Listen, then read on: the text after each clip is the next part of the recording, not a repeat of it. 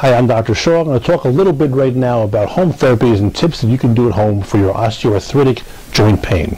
You should understand that these joint pains that you have from your osteoarthritis are generally degenerative in nature, and they are the result of immobility and joint destruction, which you can help prevent by doing resistive exercises. Now, both weight-bearing exercise and non-weight-bearing exercise are appropriate depending on the type of osteoarthritic condition you have, but you should keep yourself mobile. If you don't keep yourself mobile, you can be sure that these joint conditions will progress over time.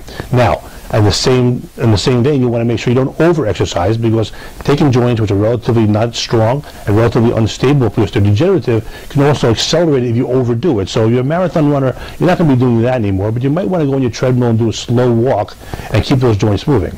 Of course, one of the biggest complications of degenerative changes in the joints or osteoarthritic joint pain is that you're immobile and you lose the flexibility. So working on maintaining flexibility and keeping the joint healthy in that way is encouraged, and there are a million different ways to do this, starting from yoga or taking classes in a local gym or just being at home and doing some gentle, safe stretching.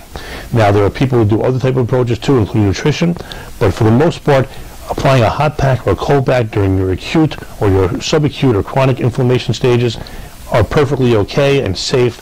And while you want to be careful not to put these heat modalities or ice modalities directly on the skin, if in the first 72 hours of acute inflammation you use ice, you're perfectly okay. If you use heat after that, it's perfectly okay as well. They both have analgesic effects. They affect the blood supply to the joint, allowing either less or more depending on what the desired effect is. When it's acute, you want less. When it's chronic, you want more. Allows for better healing. And there's a lot you can do at home, but you've got to maintain mobility and maintain activity.